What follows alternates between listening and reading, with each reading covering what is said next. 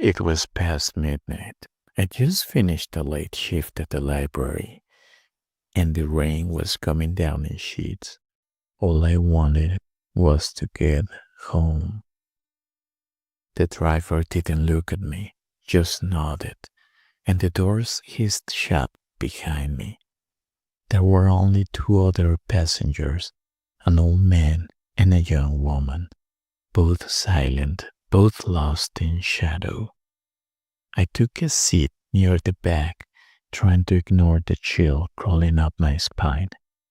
But something felt wrong. The route didn't look familiar. I stared out the window, trying to get my bearings. That's when I saw it. The reflections. They weren't sitting, they were standing right behind me. My heart slammed against my ribs.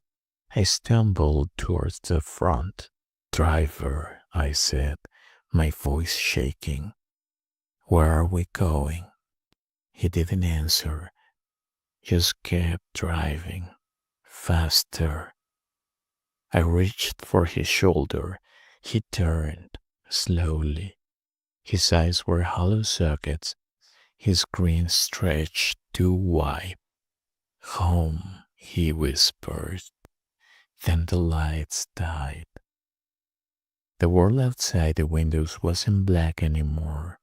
It was filled with gravestones, endless rows of them rushing past. I looked down. A newspaper lay on the floor, soaked and torn. The headline read, "Bus crash kills all passengers November 17th. Tonight's date. I never made it home." Darkness. That's all there was, until the sound of rain pulled me back. I opened my eyes, but the bus was gone. I was lying on cold, wet ground. Rows of gravestones stretched into the fog. I tried to stand, but my legs felt heavy, like they belonged to someone else. My breath came out in clouds, even though the air was warm. Then I saw it, the bus, parked at the edge of the cemetery, its doors open, waiting. I heard whispers, soft at first, then louder. They weren't coming from the bus, they were coming from the graves. Names, my name, over and over. I stumbled toward the bus, but the closer I got, the more the whispers turned into screams. The driver was there, standing outside the bus now, his hollow eyes fixed on me. "You're late," he said, voice like gravel. Behind him, the passengers stepped off the bus, their faces gone. Just empty skin where eyes and mouths should be. He held out his hand. "Time to finish the ride." I looked back at the graves. One of them had my name carved deep into the stone. The earth beneath it began to split open. I ran, not toward the bus, not toward the graves, just into the fog. But the fog didn't end. It swallowed me whole. And then I heard the hiss of doors closing. The bus was moving again. I woke to the chilling hum of an engine, my hands gripping a steering wheel slick with an unseen dampness. The bus was eerily silent, devoid of life, yet moving through an infinite, starless void. I was the driver now, thrust into a journey with no end, only the cold, mechanical rhythm of this endless ride. Memories, fragmented and terrifying, began to surface.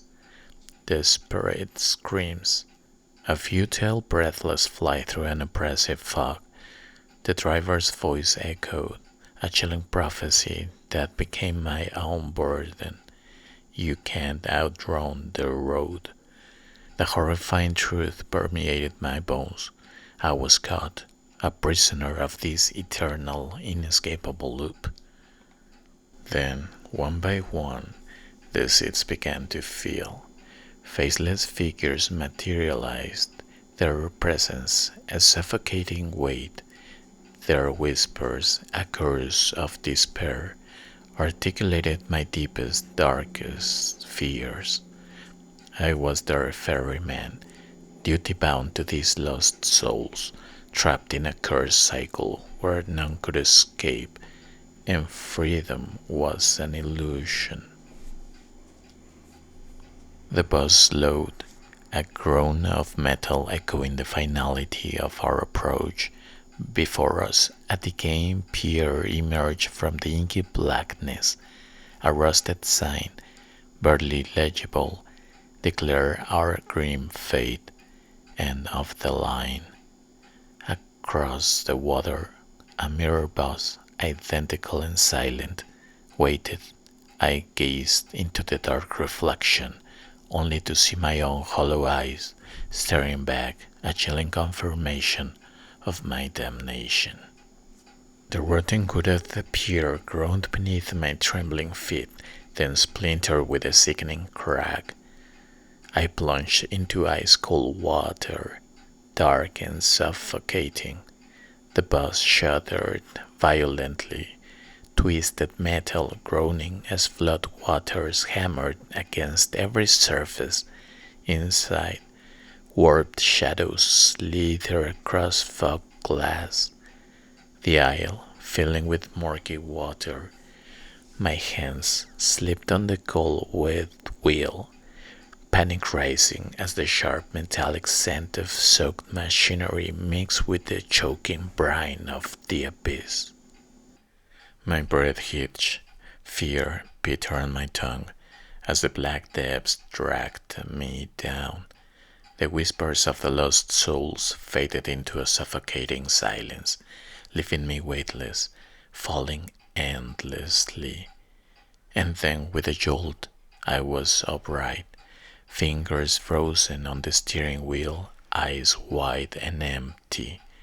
I was the driver now, doomed to ferry lost souls forever on this endless, inescapable ride.